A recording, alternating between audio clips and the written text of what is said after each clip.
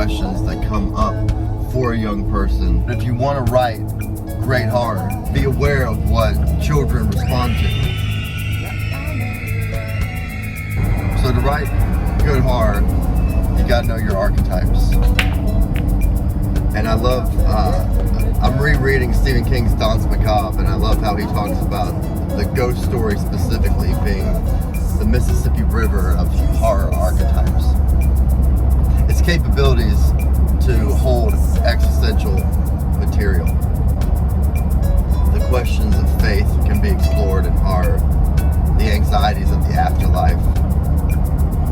The anxieties of being a parent.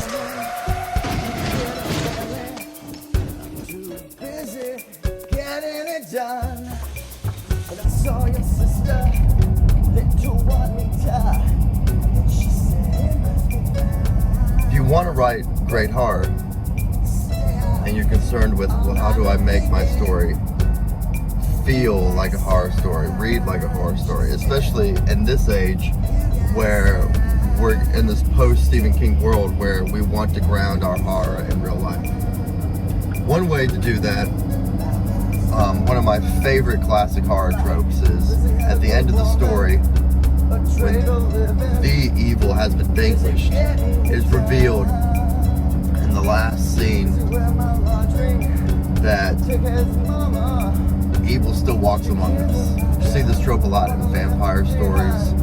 So the king vampire gets staked and we think everything is okay, and then you might have the police detective or the inspector or the doctor and be like, all right, my dear, everything's okay now, and he takes her away, and then he turns and looks at the camera.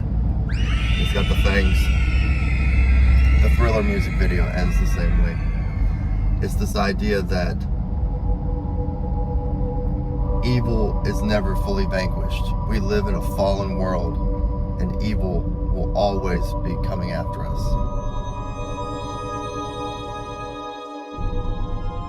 Of course, I know who you are. You think I'd have you come into my son's life without checking you out? But I hired you for your abilities as a teacher, not as a fortune teller.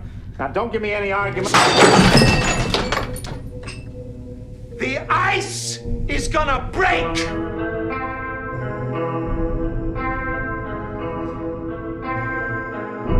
That is what Protestant horror is.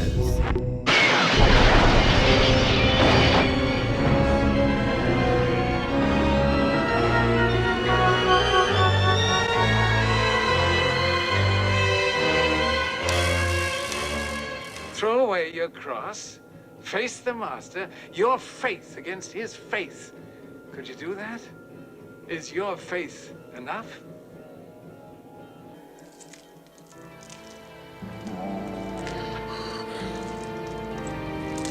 Protestant horror is, we live in a Christian universe because we're acknowledging that we live in this fallen world.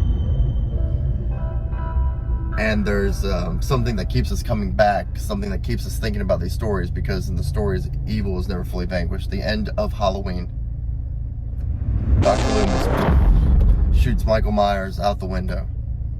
He gets to the window. Actually, we even have a beat before he gets to the window. Laurie Strode says it was the boogeyman, and he says, as a matter of fact, it was. And we get this nice little moment where we acknowledge the existence of evil. But it's okay. Boogeyman is dead. Nope, you can't kill the boogeyman. Dr. Loomis looks out the window. Michael Myers is not laying in the grass, and the theme song starts.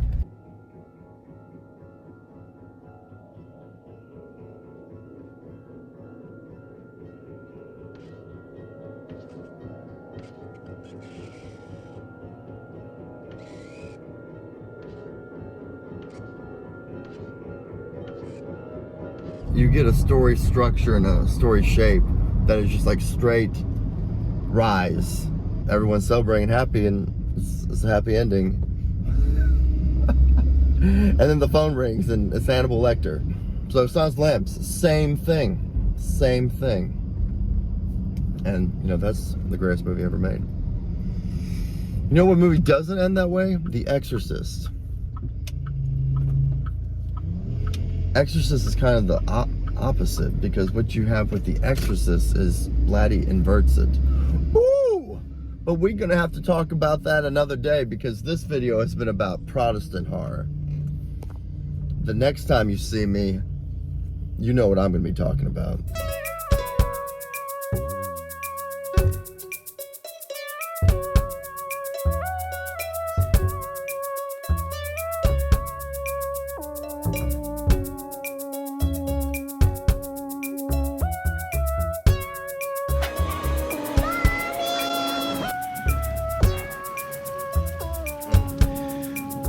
The Bible tells us not to fear the terror that creepeth by night, or that which flieth by noonday. And yet we do. We do. Because there's so much we don't know, and we feel very small. Reverend, he was torn apart!